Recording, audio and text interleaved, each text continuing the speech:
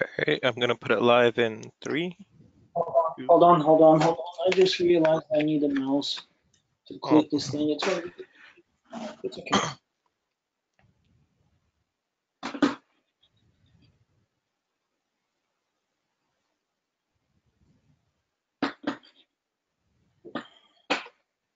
Never mind.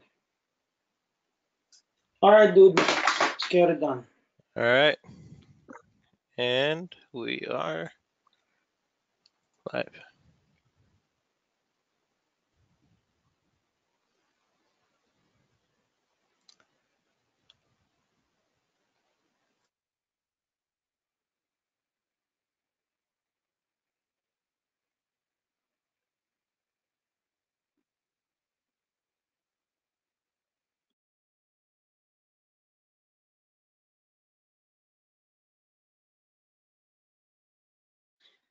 Hey, everyone. I hope you guys are doing well. We're just waiting for some more people to come in. Hello, this is Alex. So exciting to have you guys here for this month's webinar on leadership styles. Very, very powerful topic in my opinion. So we'll just go ahead and wait for another minute here for some people to get in here, and let's take a look what's going on with the system. So good to have all of you guys down here. Cool deal. Just wanted to say hello to everyone that's watching us here on East Coast, and whoever's watching us on the West Coast, welcome everyone. Every month we're trying to bring you some very good quality material so you guys can grow as leaders, and we want to impact you. We want your ministry to be better, and yeah, we just want to be a good resource for you guys. So I'll just make a few announcements before we jump into this month's topic. So next youth conference here on the East Coast is going to be August 10th and 11th. It's going to be happening in South River. These guys are just amazing. They're doing an amazing job and preparing so well. There's going to be a lot of cool stuff going on. So if you find Grace Church, actually, if you go on to iGrowLeaders.com and click on events, and there's a link to the website, link to their social media. You guys can go down and register. It's going to be amazing. These guys are doing a good job. And then September 1st and 2nd, there's going to be a youth conference in Spartanburg. As always, there's going to be great speakers, great worship teams, and I'm sure we'll just have amazing time, being together. So, and then September 22nd and 23rd, there's going to be a youth conference in Erie, Pennsylvania. These guys, I just saw a video that they did, the promo for the conference. It's going to be amazing. Vlad Savchuk is going to be a speaker down there. So I know our youth is planning to go there, so it's going to be cool. And then October 4th through 6th, there's going to be another conference in Emmanuel Church in Spartanburg. And then October 12th through 15th, there's going to be a youth leaders retreat in California, right by Lake Tahoe, and Daniel Zacharchuk from California is organizing it. So if you guys want to be around youth leaders and just have fellowship, learn, ask hard questions.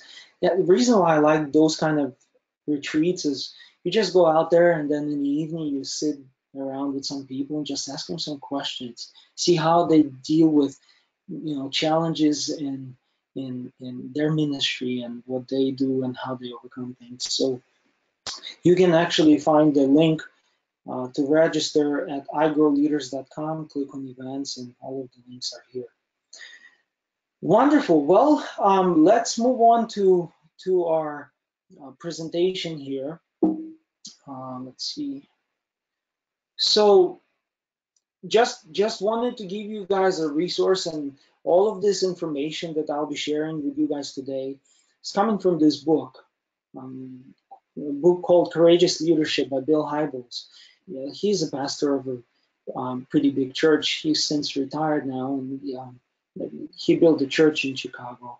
I've been there, went to the conferences, I've watched him many times, and he's impacted my life on the leadership level like probably no one else. I read his books. I this book here. This has a old cover on it. They've updated the book since, but I encourage you guys to grab the book. And I remember when I was reading this book. I mean, I was crying. I was laughing. It's just a book for ministers and book for leaders, and I know that some youth leaders already use this book with their leadership team to learn. So if you're here and you read this book, cool deal. This is going to be just information that you're going to refresh in your mind. So this is basically where this information about the leadership styles came from. So I wanted to show you this picture. And when I look at this picture, it gives me so much emotion. Not because of the stick figures, but it just reminds me how a lot of people. Actually, you know what? Let me not get ahead of myself. Let's run a poll here really quickly. We want to do a poll at this time and see what do you guys think about leadership, right? So there's a poll. Let's see. I'm not sure if it's showing up here. I'm not sure if you guys see the poll. Can you guys see the poll here? Let me see if I have to click on sharing. Oh, yes. Okay, I see. You guys see the poll. So the question is, how did it started for you? How did this leadership thing started for you, right? Did you, let me go back here. Did you hear a loud voice of God speaking to you and say, hey, go into youth ministry? Or maybe you had a vision, or maybe you had a dream, or maybe somebody said to you, hey, I think you can be a leader. So if you guys want to respond, and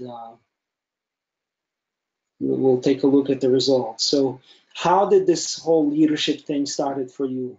Number one is you heard a loud voice from God, right? Nice and clear. You had a vision, you had a dream, and or somebody said, hey, I think you can be a leader. So let's see. Let's take a look at the poll. Let me see if I can zoom this in. Sorry, you guys, my screen is so 0% said that you heard a voice, a loud voice from God. You had a vision, and 83% said somebody said, "I think you can be a leader." Wow, amazing. So this is what I was talking about. This when I referred to this picture. This reminds me of someone just coming to me and saying, hey, I see leadership abilities in you. I see that you could be a leader, or I see that you can lead. I see that you have the abilities and you love God and you're responsible. And you know what's really funny is whenever someone comes up to you and puts their hand around you and say, hey, I think you could be a leader, many people think that leadership is being out on the stage, being behind the pulpit, and preaching to thousands, and um, just casting vision and being in the front of tons of people. And that scares a lot of people. That's, I mean, that's what I used to think. I was like, well, leadership is you have to be up on the stage and preach, right? I mean, in some sort of way, or I mean, that's in my mind, that's what I thought until I read this book. And when Bill Hybels explained in this book about different leadership styles, I was just amazed, and it helped me out on many different levels. which I'll share. So how about we just go into our next slide. So our first leadership style would be visionary. And there's going to be a bunch of information out on the screen. I'm going to share this PowerPoint with you guys. This way you don't have to, try to write this down and stuff like that. So first leadership style is visionary. And this leader has the ability to envision a crystal clear picture of the vision in their mind. They can cast vision powerfully, in almost people are just, so drawn by this vision of the person. And these people don't get discouraged easily, right? And on the right side, we have a column that says may not be able to form teams, align talent, set goals, or manage progress towards the achievement. So what you will realize with a lot of different leadership styles, and at the end, I'll ask you some questions about maybe you kind of looking at you and seeing what leadership styles do you have, right? When I first read this information, I was so afraid at first, but then I realized that I don't have to be good at all of them. I can have people on my team help me, to fulfill the gaps that I had in the team. And if I wasn't good at something, I had someone else that was good in those things. So visionary leaders may or may not be able to form teams or align talent or set goals or manage processes to achieve the vision. But the one thing is true, they carry the vision. They cast the vision and they will draw people in with their vision. And to be effective in the long haul, they would need to find people to help them achieve the vision, right? Because they can't, for the most part, they can't do it themselves. So, a question for you about the visionary leadership style is, do you know anybody with a visionary style leadership? Or is it you or someone else on your team that has this visionary leadership style? So that's a question for you. And by the way, I don't want you to get scared with these leadership styles, because the hope is, when I read this, I understood that I can improve, right? If I am lacking in something, I can improve, or I can have someone else help me. Another thing I want to say here before we go on to the next leadership style is you really have to learn how to be a secure leader. That's very important, because a lot of times it's really hard to delegate or even let other people in your team take some kind of important roles in the team, because we might think, well, if I let this person lead, they can take over the ministry, right? Or if people that we lead see that this person is better, they might take over the ministry. So what I had understood many, many years ago is that I cannot be an insecure leader. One other thing that I knew for a fact, that God has appointed me for this position. I wasn't afraid of someone else stealing it, right? I knew that when time will come, God is going to move me into a different area. God is going to bring me to a different step in my life, different step in ministry. So I wasn't afraid or insecure letting other people in onto the team with much stronger, maybe qualities in different areas than myself, right? But I wasn't insecure. As a matter of fact, I remember when I was praying to God, and I was saying, God, I don't want to be an insecure leader. I trust you completely. And when time comes, I know you will move me into different area. You can move me into different um, um, ministry, and I knew that I'm just not going to be sitting and doing nothing in church. I knew that there's going to be things for me to do. So I just want to say from the get-go here, you cannot be an insecure leader. If you are, you have to pray that God will take that away from you and that you will start trusting God in your ministry. This way you can let other people onto your team that are better than you. Now, of course, you can't be lazy. I was never lazy. If there's something going on with youth, I was there. I was the first one.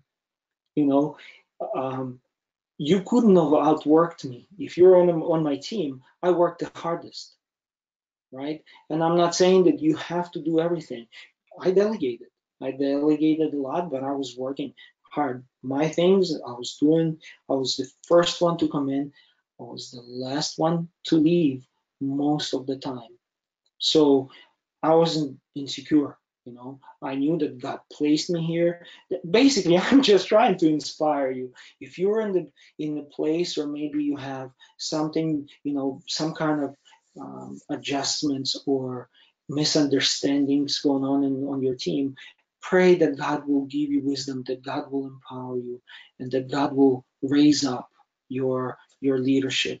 And on that note, by the way, if you have team members that are maybe pulling onto their side, right?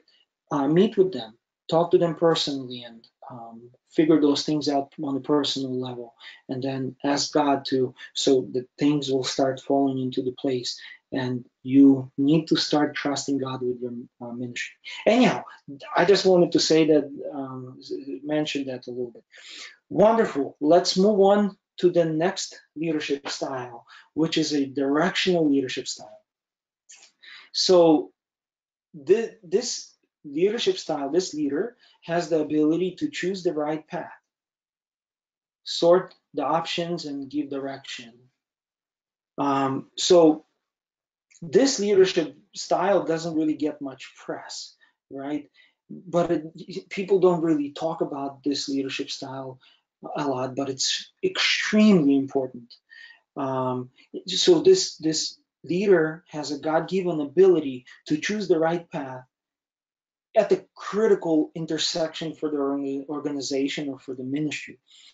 And those leaders help answer questions such as, should we start new ministry, or maybe should we deepen the existing ministries that we have?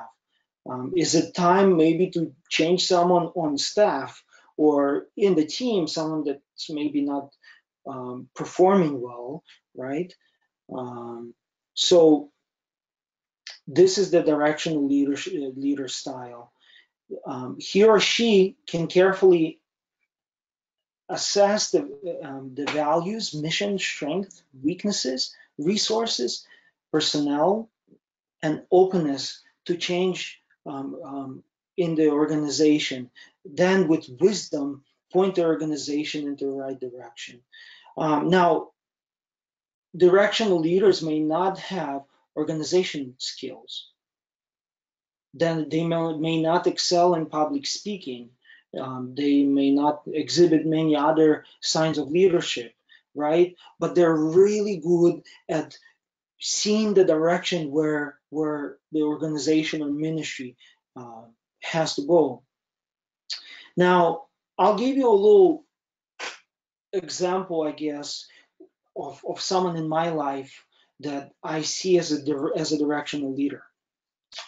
So our Pastor Nikolai Novik, and I don't know if you probably guys know, many of you know our Pastor Nikolai Novik here in Philadelphia.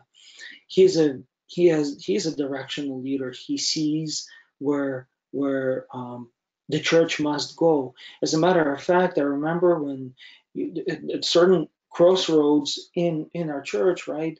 Um, he had revelations from God, and this was years and years ago, and now some 10 years has gone by, and I see how those visions and his leadership looking into the future now came to pass, and they were correct.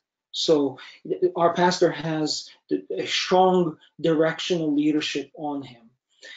There's another guy on our church board that has this directional leadership style, and I respect this guy for that. So when we're in a meeting and we're just discussing some kind of important topic, and there's a question, right? And people are just saying things, and someone gives their opinion, then someone else gives his opinion, and this guy is just sitting there in the corner and he's all quiet. And for some 10 minutes, people are discussing, and then all of a sudden, this person speaks up. He takes 2 minutes, he gives his opinion, and then everyone just gets quiet because everyone knows this is it. This is the answer to the question. We're talking about this, trying to figure this out, but this person just has this directional leadership style. Whenever that person speaks, I actually, a lot of times when that person is not at the meeting, and there's some kind of question that we're trying to figure out, I go, oh boy, we really need this person here, to kind of, you know, give the opinion and move forward. In the Bible, after Solomon's death, his son Rehoboam became a king. I hope I pronounced it correct. And his first critical intersection in his kingdom, people came to him and said, "Look, your father gave so many taxes, and we worked so hard. Come on, lighten the load, and we'll serve you." And he goes, "Well, give me some time. Let me figure this out. Let me get some counsel." So he went to the older um, council people that he had on his team, and they said, "Look, people worked for your father, and they were really good. It's time for you to lighten the load, and they'll love you and they'll serve you." And then he went to the younger people that were giving him advice, and they're like, "Nah, you have to show him your fist, and tell him that you'll be even more stricter than your dad." And anyhow, he made a big mistake because he listened to wrong people, and he didn't have this directional leadership. So, yeah, this is how important this directional leadership style is. All right, let's move on to number 3, strategic leadership style.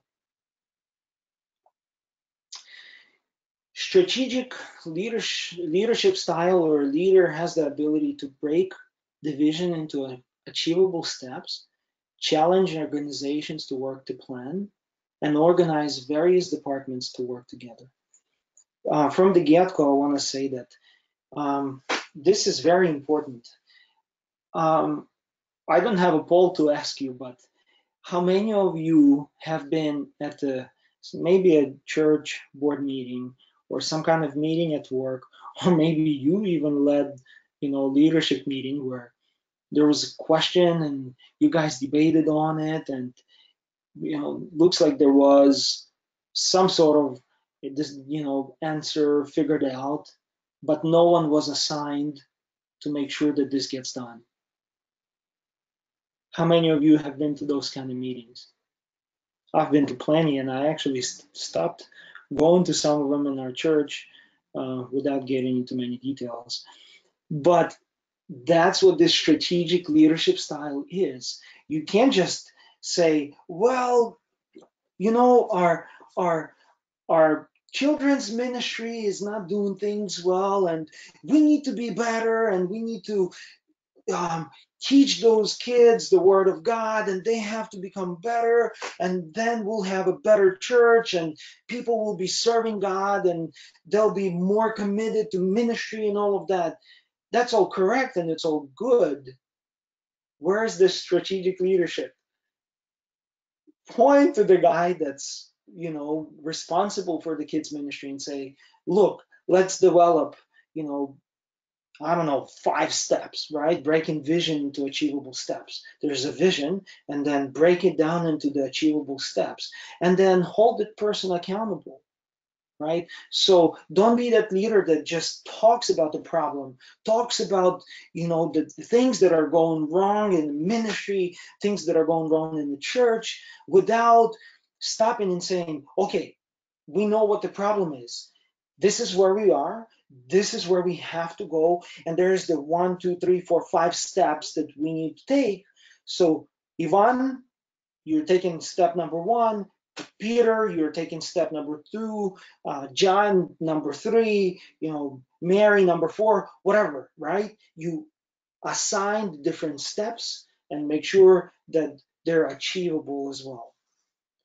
So visions are powerful, and visions, they're excite and inspire people, and they compel people to action.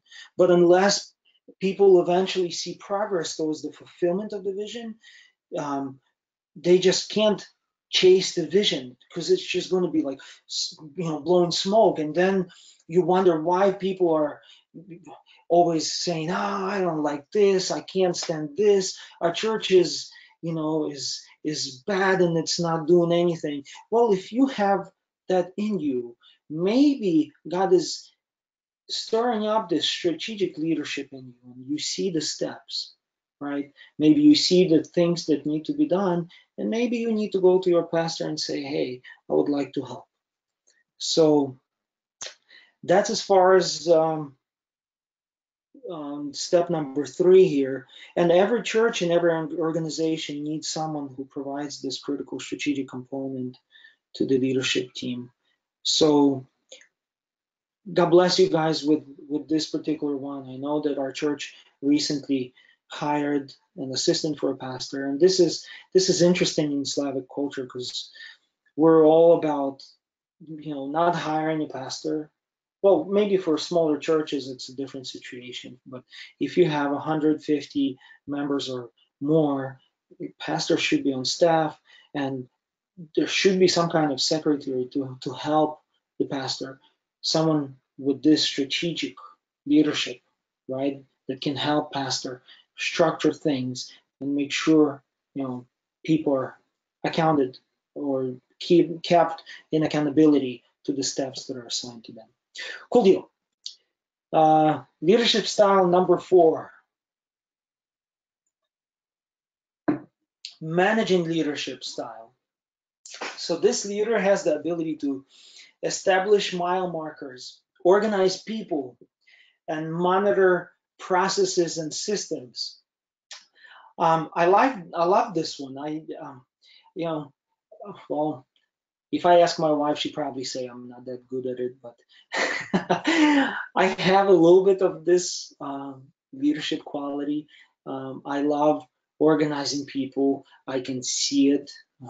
I love monitoring processes and systems. That's what I do currently for my business. Every Monday, I monitor the process, and we have scorecards and things like that.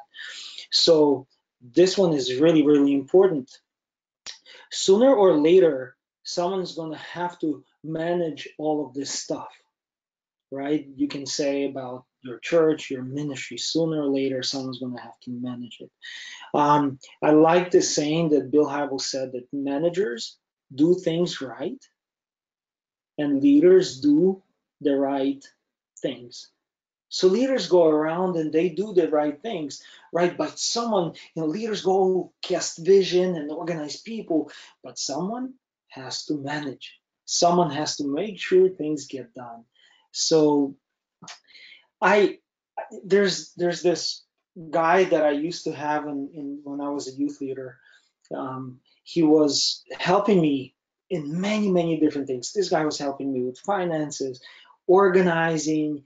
I mean, he was just organized guy. He had the heart for it. He saw the things that need to be done. And I remember a day when the pastor called me and said, "Hey, Alex, you know this guy that you have?" I was like, "Yeah." Well, I'm going to take him and he's going to serve in church now. He's not going to work with the youth leaders or for the youth ministry anymore. And I go, no, ah, this is one of the things with the youth ministry. You train the leaders, they grow up, and you sit back and you look at them and you say, I'm so glad I found him. I'm so glad that I saw the qualities in this person.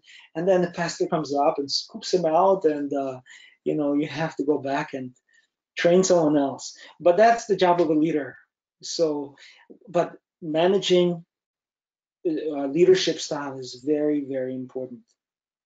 Managing leaders possess the unique ability to establish mile markers on the road to the destination, then organize and monitor people, processes, systems, and resources for mission achievement. Um, some examples: Joseph in the Old Testament was an excellent managing leader. Nehemiah was one as well, and both of those men effectively organized and accomplished huge, huge tasks. Um, so that's a managing leadership style in my business. I have a girl now that she used to work with me in the youth department, and she was really, really good.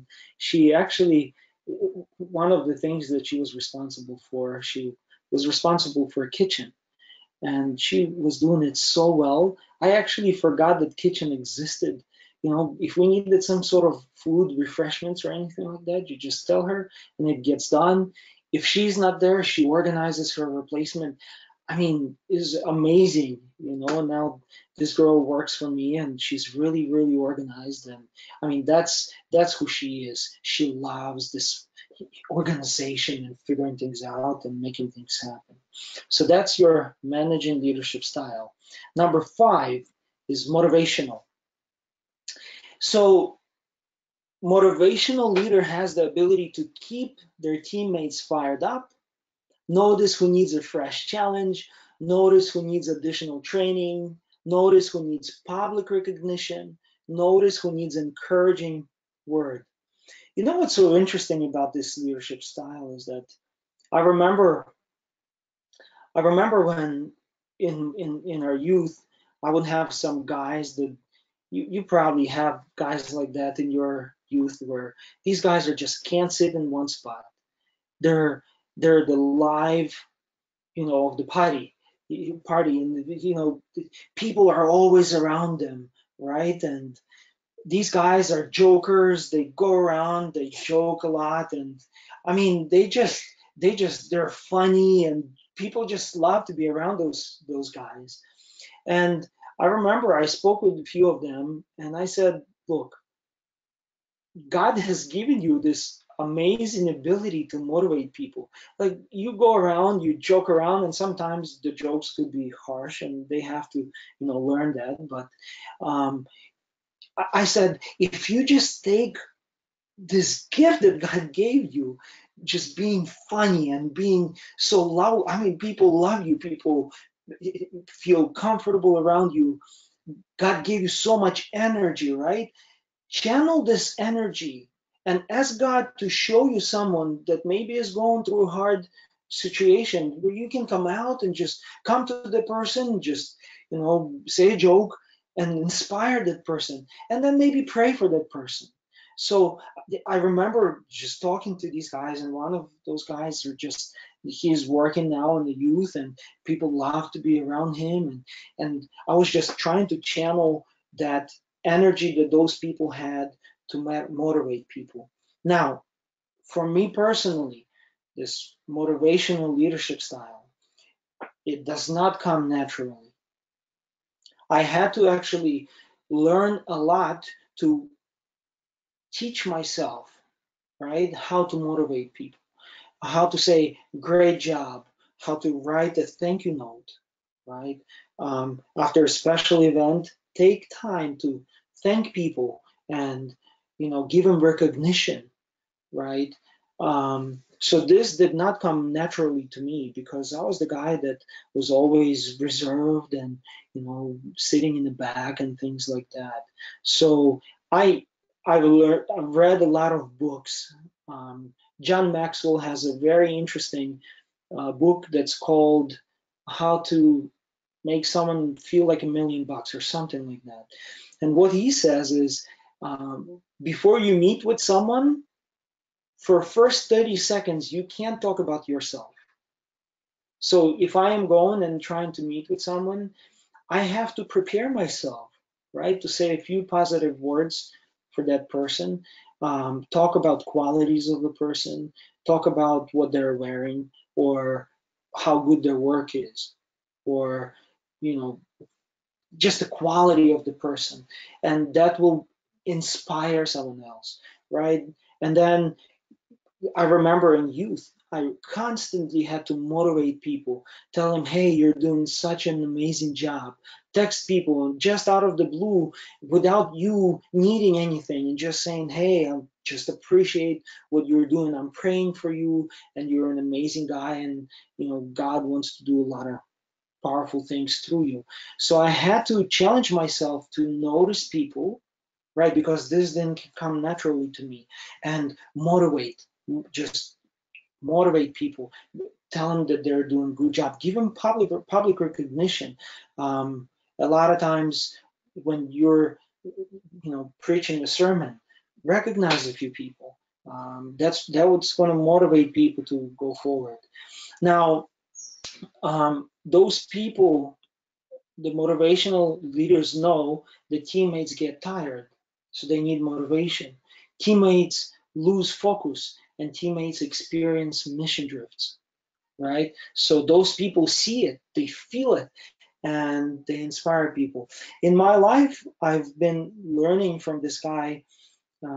His name is Alex Novik.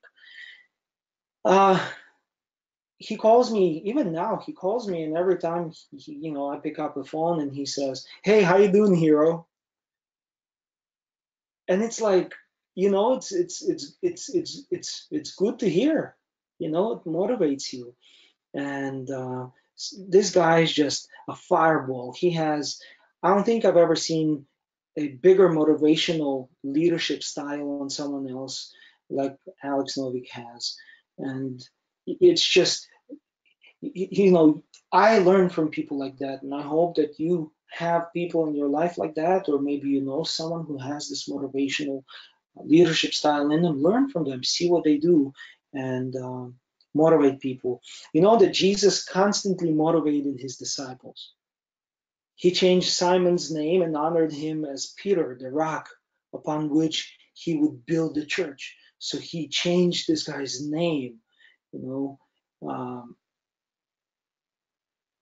a lot of times Jesus just went out and just spent time with his disciples, just purely going out and being with them and motivating them and just loving on them. Do you know that many teammates desire more than anything else an hour to spend with their leader when there is no pressing agenda? This is another way to motivate someone.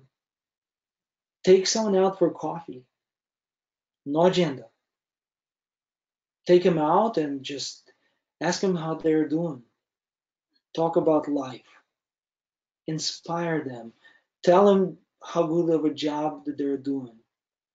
And tell them, give them examples of what they're doing and how that impacts people that person is reaching.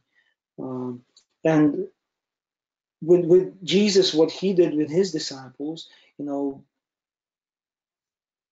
he would take his disciples and they just go away somewhere, right? And Jesus essentially would say, hey, now is not the time to climb this mountain. Let's just rest here. Let's go fishing. Let's just spend time together. So learn from that and take people out. See if someone is losing focus or losing motivation. Take them out, inspire them. When you meet with them, first 30 seconds, you have to talk about that person's qualities, good qualities, inspire that person, bless them. And hey, during the day, whenever you have your prayer time, or maybe in the evening, in the morning, if you're praying for that person, text that person and say, hey, I'm praying for you. Do you have any prayer needs? That will motivate that person, and that person will be drawn more to you as well. Wonderful. So let's move to number 5, shepherding leadership style.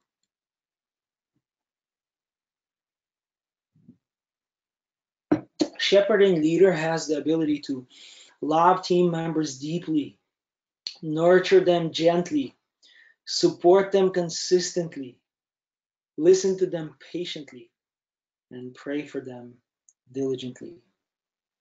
This kind of a leader draws team members I mean, just attracts people to this leader that has the shepherding leadership style. Because, when you're around those kind of people, it just energizes you.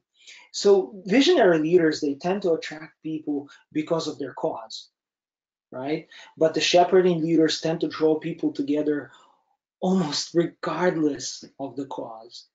They just draw them in, attract them with their personality. Um, when it comes to the cause, people usually, leader or people in the group usually says, hey, cause doesn't matter all that much. If it's God's honoring mission, count me in, right? So this leadership style, this leader might not be very strong in casting the vision, right? But if this shepherding leader says, hey, here's a project, let's go and do this, right? Let's go and impact people. And people around them say, oh, we're going to go serve God and serve people. Count me in. With you, I will go. And I'm sure you know those kind of people. We have a guy like this um, in our church. Um, he's our camp director, actually, Serge Shah. This guy has this shepherding leadership style on him written all over his face. He just attracts people to himself. Um, so he's been working at the camp and doing a lot of our camps and things like that, and he constantly needs help. And people are just attracted to his personality, how he works with people, how he loves people, how you know based even his relationship with God, because people can sense it, right? And people are just attracted to him, and he's doing an amazing job with teens, with kids, and he has an amazing team of people around him, and partially because he has a very strong shepherding leadership style on him. And in Second Samuel chapter 23, there's a story about David, right? How David attracted all of those people that were hurt, or they were lonely, or people maybe that were casted out and things like that. And they became a big team. And one night when they were at war, David just said, "Hey, yeah, boy, I'm thirsty."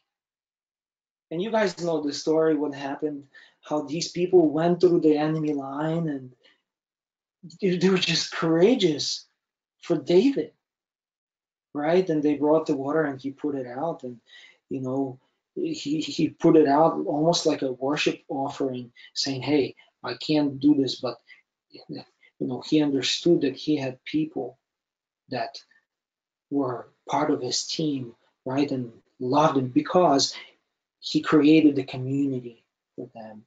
So, and just like we already spoke about that, these people might not do well in casting visions or even putting strategic plans in place.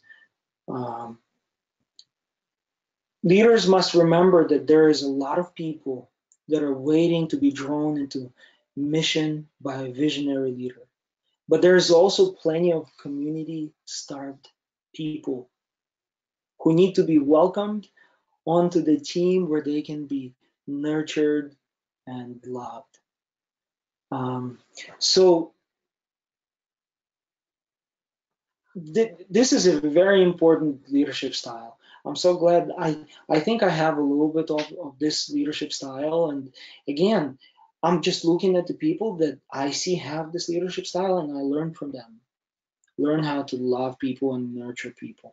So that's number 6, shepherding leadership style. Let's move on to number 7. Number 7, I hope you guys are learning something here. I hope this material will help you and maybe helping you to uh, understand leadership styles, and most of all, hopefully that you guys will understand how you can take this information and implement it in searching for team members, right? Understanding who they are and understanding how to plug them in into your team. So number 7, team building leadership style. So This leader has the ability to have supernatural insight into people, find or develop leaders, place people in the right positions. So team building leaders have supernatural insight into people. They find and develop leaders with the right abilities, character, chemistry with other team members. They place people in the right positions for the right reasons who will produce the right results. Very important. This is a challenging one. I have to say that I've made mistakes before when I was building teams. I've made mistakes before when I was trying to build a team around me, and I saw someone that they wanted to serve, right? And I was a lot of times so desperate for people because I was so busy running around and doing a lot of things that I would just take anyone and just, almost like trying to see what sticks type of deal. So I've made mistakes in this, and throughout those mistakes, I've learned my lessons. Um, I told you about the girl that used to work in the kitchen. Well, a girl that worked in the kitchen before this girl that was really good, um, she was so-so, right? I would always, she would not show up, and then I have a problem. Things are not getting done. Then the kitchen is not clean. The food is not on time, or what have you. So I've made mistakes in that perspective. I've made mistakes in giving responsibilities to people, and they didn't perform, and I had to restructure things. So I've made plenty of mistakes, and that's why it's really important. If you guys want to understand how to work with people, you really need to start maybe even reading up on how to see qualities in people, right? If you don't have naturally this here, or maybe it's a sign that you have to have, maybe there's someone else on your team that can help you with building a team. I remember a lot of times what I would do when we would be in a leaders meeting, I would ask people around me and say, hey, what do you think about this person? And I would try to hear what other people are saying about this person. Is that person organized? Is that person responsible? Is that person usually on time and things like that? So if you don't have this ability, see maybe someone else or seek advice. And you'll probably make some mistakes, but don't be afraid to make mistakes, but learn from them. So, but these team building leaders might not do well in nurturing people or managing people, right? Um, because they think, well, why should I manage this person, right? If this person is in a right position and has the right qualities, they should be okay, right? So, what I got out of this leadership style at my work now, what I do is when I hire people, I say, look, I'm going to give you work and I'll teach you what needs to be done. And I'm not going to look over your shoulder, but there are systems that guide you and keep track of what you're doing. So there are systems in place, right? But I'm not trying to manage my people, right? A lot of times I'm trying to be lazy on purpose, right? Because I have people that are responsible and they have to take charge and make sure that they're doing things that they're responsible for. So the team building leader might not nurture or manage people well because they think that there's no reason to do that. The difference between shepherding leader and a team building leader is that the team builder is driven more by a clear understanding of the vision than by desire to nurture. So shepherding leader is nurturing people. Team building leader goes, yeah, there's a vision, let's get it done, there's no time here for nurturing. So many of the team building leaders reason that management isn't that critical anyway. If the right people are in the right slots, doing the right things for the right reasons, those people will accomplish their goals without no one looking over their shoulder in a perfect world. So, but that's a powerful statement. Bill Hybels said that there is nothing like drawing together the right people and putting them in the right position. There's nothing like forming a kingdom dream team and watching it soar to higher and higher levels of impact. Um, and in our church, there's one guy that is really good at this, and I am out of the youth ministry in our church now. We have different leaders now that are working with youth ministry and all. And one of them is really, really good in organizing and seeing people and putting people in the right places. And I know that people make mistakes, and I'm sure he has made some mistakes, but for the most part, he can see, you know, people, and he can develop those people. He would meet with those people. That's what developing leaders is. You have to meet with them. You have to impart yourself into them.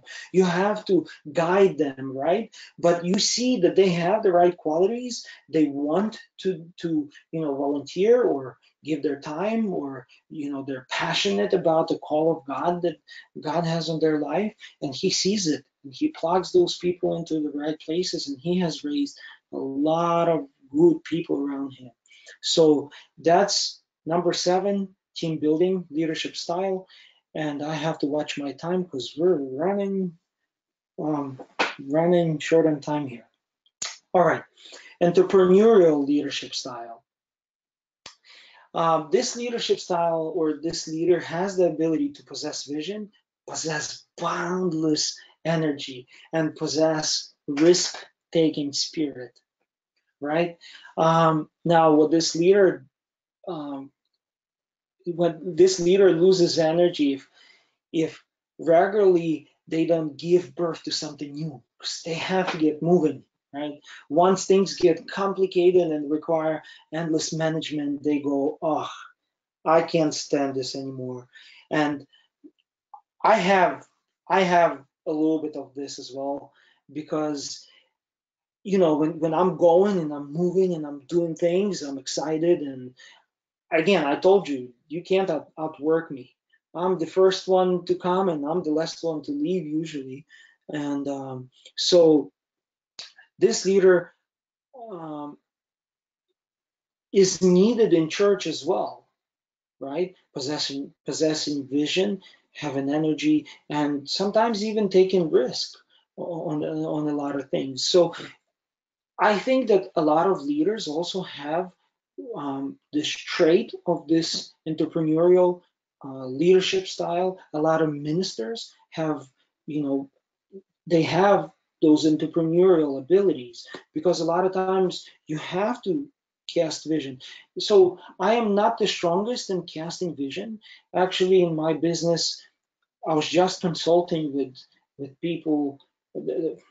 There's this guy that has a business, and I'm constantly asking, and I'm trying to figure out where I have to go. I'm not the strongest on casting vision, right? But I have the energy, and I know that I need to move, and I know that there's things that I need to achieve, and God helps me. And actually, one of the things that um, I was asking this business guy about, vision and questions and all of that I had. And last Sunday we went to church. We were in New York, and we visited a few churches, and we were in 2 churches, and we were there for full service and heard the sermons. And in those 2 churches, those preachers were preaching to me, and they said, you know what, Alex, they were saying, look, wisdom is good, but you have to ask God. You have to ask God for God's guidance. So possessing vision is good.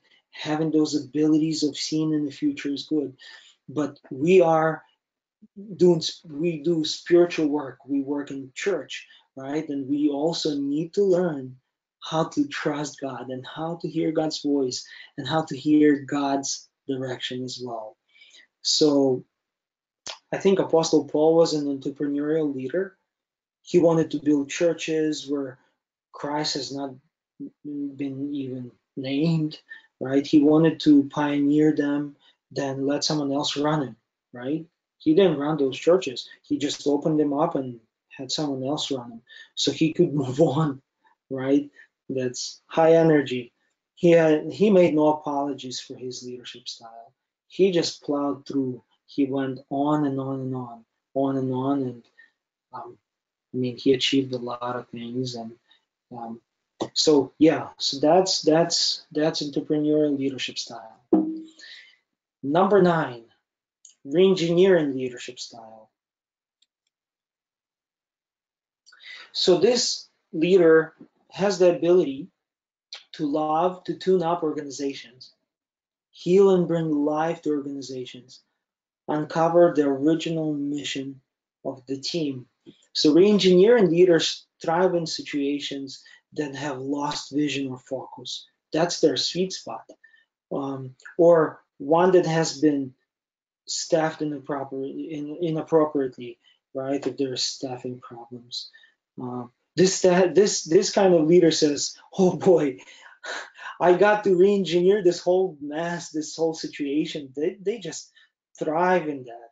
They repeatedly meet with the team members to help them figure out where old went wrong and where new should be. That's very important.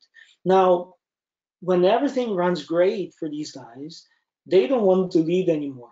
Doesn't give them excitement anymore, right? They want to look for another project, and they can't just, they don't see this mass and stuff like that. They're bored. And I think, and my wife, for example, she has a really good management leadership style, but she has this reengineering leadership style as well. Even though she really hates it, but she has a gift. She just sees. She has like this X-ray vision, right? We do kitchen design. My wife hates design. She absolutely hates design. It's sitting down and using the software to design. But you give her a plan of the kitchen, she will look at the kitchen, and if there's a mistake, she'll find it. And she doesn't do it all day, every day. That's not her work, right? She does bookkeeping and paperwork and all of that, but she just has this extra vision. She sees the problems, and she can uncover the problems and things like that. So um, I believe that God has placed engineering leaders in every church. And it's my job and it's your job as a leader, right, to find them and put them to work. If you have a problem in maybe in some sort of area in your ministry, find those people that can bring healing and life to this problem, right? They're there. You have them. They're not necessarily maybe from youth. Maybe someone who's a little bit older that has this gift of loving people and looking at the situation and saying, you've done incorrect here. I would change this, right? And then this person can bring healing. And sometimes even if you have maybe people that are on the fence and uh, you don't have maybe such a good relationship with those people, you can bring someone that has this leadership style and they can help you, right? And last but not least, bridge building leadership style. So this leader has the ability to bring together a wide range of organizations, possess enormous flexibility, compromise and negotiate, listen, understand, and think outside the box. And this person can relate to diverse group of people. So a lot of times when churches divide, they don't have this person that has a bridge building leadership style. because there's no one to bring, to bring the diverse group of people together and find common ground. I think a good example of this would be Mike Ostapovich. I remember when I spoke to him and he's like, "Hey Alex, we're doing this conference and these churches are kind of against it and all of that, but I go visit them and they accept me and we talk, and I asked them to let the youth come to the conference and all of that, and it always worked out. Mike ha- Mike Ostapovich has have this uh, ability to be flexible, go into the situation and be flexible with the situation and bring in a correct side to the situation, and almost talk the other side to come and join him on his side, if you will.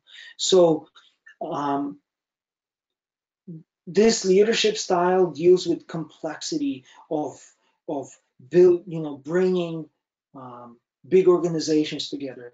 So a lot of big churches, I mean, if you're a leader in a big church, you have to have this leadership style. If your organization is bigger, if your church is bigger, you have to have this, because that's what's going to bring people together. You have to have this quality.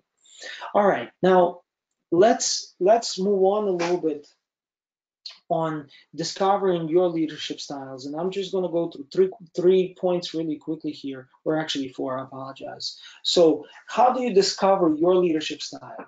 Because I gave you so much information here. And by the way, again, I'll remind you that I'll send you guys this PowerPoint so you'll have it. I encourage you to get the book. This PowerPoint is just condensed information of probably just one chapter about the leadership style. So I'll give you the PowerPoint. So there's 4 steps of discovering your leadership style. Number one, identify your leadership style or styles, right? Identify what you're good at, right? Determine if your style fits your current leadership situation. And that's a good question for you. And that's a good question for people on your team for you to analyze, right?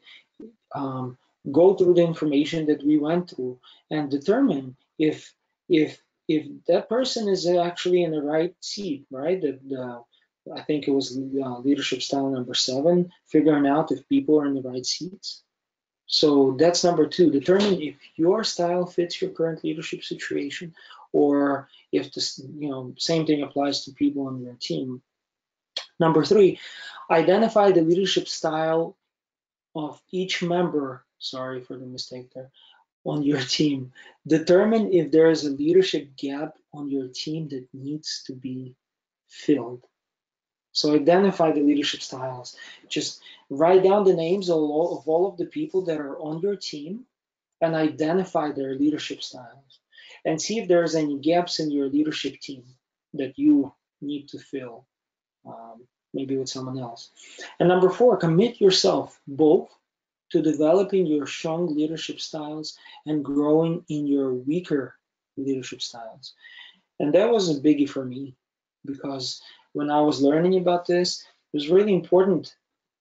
I remember feeling scared when I kind of learned this, and I was like, oh boy, I knew that I'm not good at at this. I knew that I'm not good at this. I knew it. Now it just became clear to me. So I started developing certain things inside of me. I started reading books about things that I had to be better at, motivation. I've read a lot about systems and managing, and I read a lot about just people, how to work with people. I have this book, I forget the name of it, it's somewhere here on my bookshelf. I think it was called Skills with People. It's a book that's maybe this thick. I think it has like 10 chapters in it or something like that. And each chapter is like maybe 2 or 3 pages. And it's very condensed material. And it talks about how to ask people correctly to do something for you. For example, if you need someone to do something for you, you ask them a question, and you only give them an ability to answer yes or yes. For example, if I need someone to do something for me, I would say, hey, John, can you do this for me today, or can you do it for me tomorrow? Yes or yes, right? If you want someone to do something for you and you want to motivate that person, you talk to them about the importance of what they will be doing and how that what they will be doing will affect people, and then they'll come around and they'll help you. So anyhow, those are just two things in that book. So what I've done, I actually committed myself to uh, teaching myself, right, in the areas that I wasn't strong in. So that's that. Now, this is a interesting resource for you. Humanmetrics.com. Now, this is just a free personality test.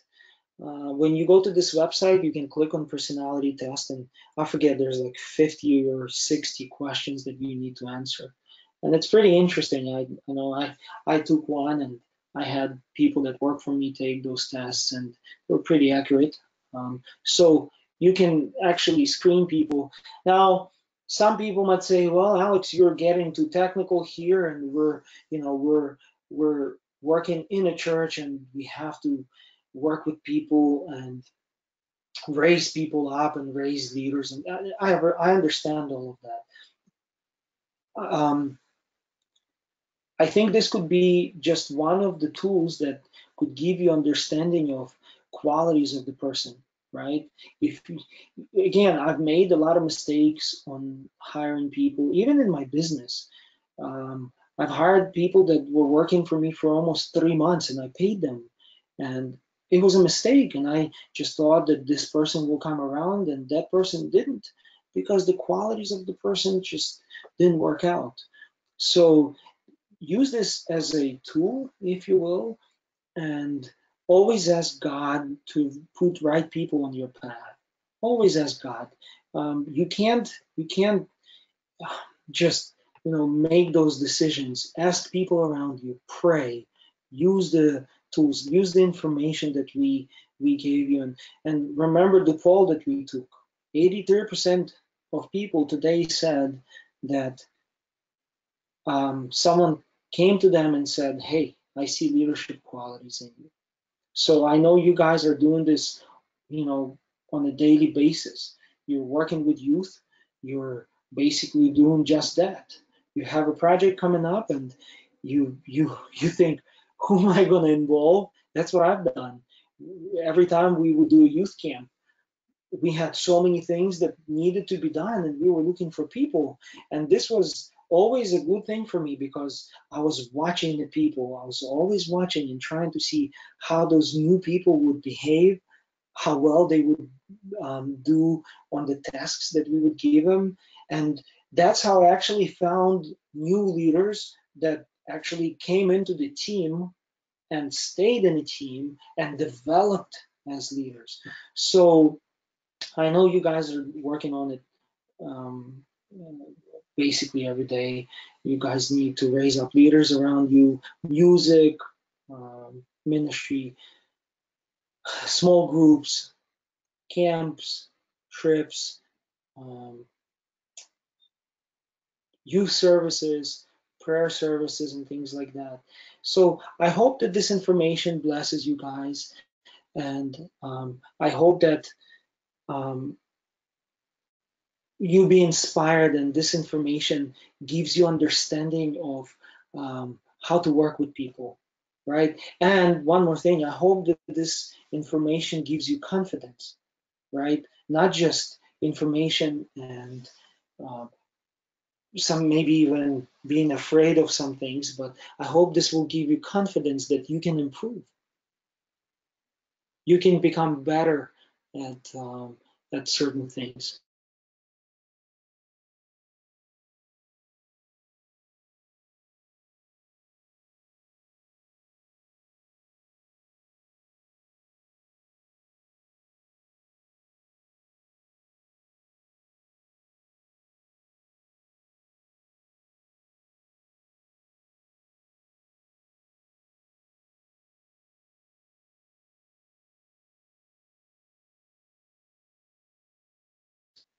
where they see your strengths and weaknesses or styles you can work on. Your close circle of leaders will be honest with you if you are truly open to feedback. That's really good. Thank you. Yeah, I think this is really important. Ask people around you, see what they say about you, and improve.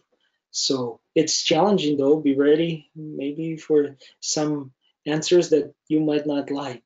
So let me just pray for you, and we'll end this session.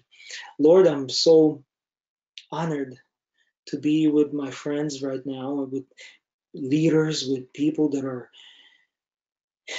on the front lines, and they're working in different ministries. They're impacting people around them. Lord, I pray that this information that was we went through today just impact them. Lord, I pray that this information will be useful, and leaders will become better, and they will understand people that are around them better. Lord, I pray that you will give them wisdom in everything that they do.